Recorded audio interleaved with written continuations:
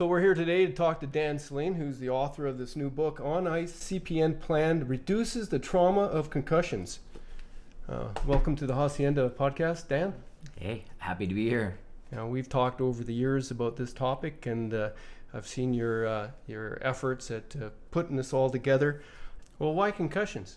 7 years ago, my marketing guy, because he was doing my skills brochures and manuals and all that, and one day we were just talking strategy, and he'd mentioned that concussions was becoming a growing concern, and he said maybe your program can help. So then I started trying to apply the science in my program as to what would be needed of the science in order for players to play safer and maybe reduce the trauma of concussions. And the conclusion out of that, where I got into the 4 years testing, was that players need to play in a head-up position.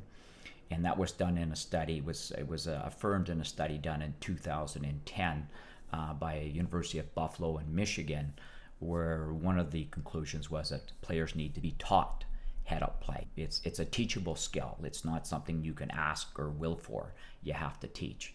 And then from there, I went from head-up to chin-up, because in my troubling process, I would ask players to play head-up, but they still had a head tilt downward. And so I would actually have to go around and position their chin. And I'm talking about OHL players. I'm talking about NCAA players. I'd have to position their chin. And if your audience is wondering, what does that mean, head up, chin up? It's the same head position as walking, the same head position as if you're driving a vehicle.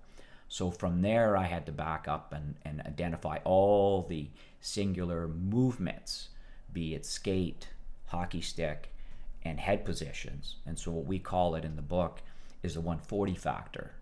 So there's 80 skating single movements, there's 37 stick handling movements, 9 passing, 9 shooting, and finally 5 different head positions that when trained gives you better peripheral and better reaction time.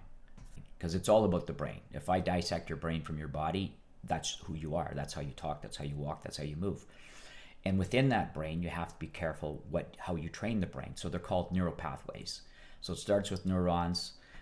So that's the makeup of your brain. And then you have training. It's called neuroplasticity. Some people will call it muscle memory. PhD people like to call it neuroplasticity. So you train the brain.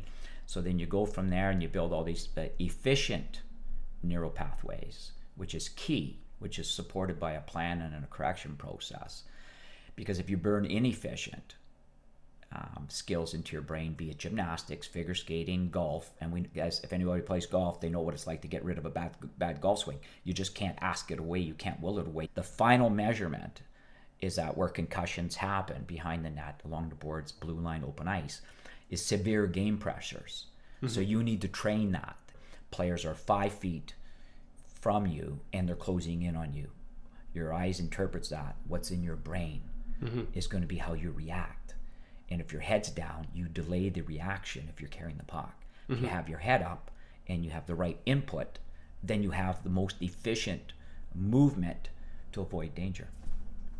Because you're one concussion away from the story in the book of Megan Finley. I beg people to read that story. 26 years old, about to get married, all kinds of struggles, whether it be at home, be at work, life's just starting out.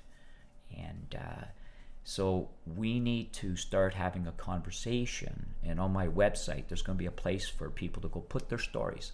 And I don't care if it's sports related, if it's a slip and fall in the driveway. A concussion is a brain injury. And that's what I'm trying to alleviate in my sport of hockey. You're turning up the volume on the topic and actually giving some opportunity for solutions and preventative measures, right? 110%. I mean, I think parents, whether the child's playing in the NHL or minor league hockey, I mean, they want to see their child go home or go home with them or whatever, married or not married, and as opposed to going to a hospital and then dealing with those issues. Definitely, if you want to improve the game, and the game needs to improve, you got to do it in a smart fashion, right? We got smartphones, may as well have smart coaching, That's right? a good way to put it. That's a good way to put it. So this might change the conversation from my kid needs more minutes on the ice to my kid needs more quality time in practice.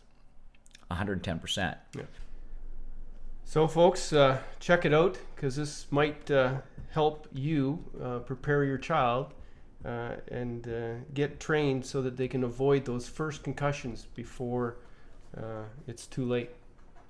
Thanks, Dan. No, my pleasure. That was fun.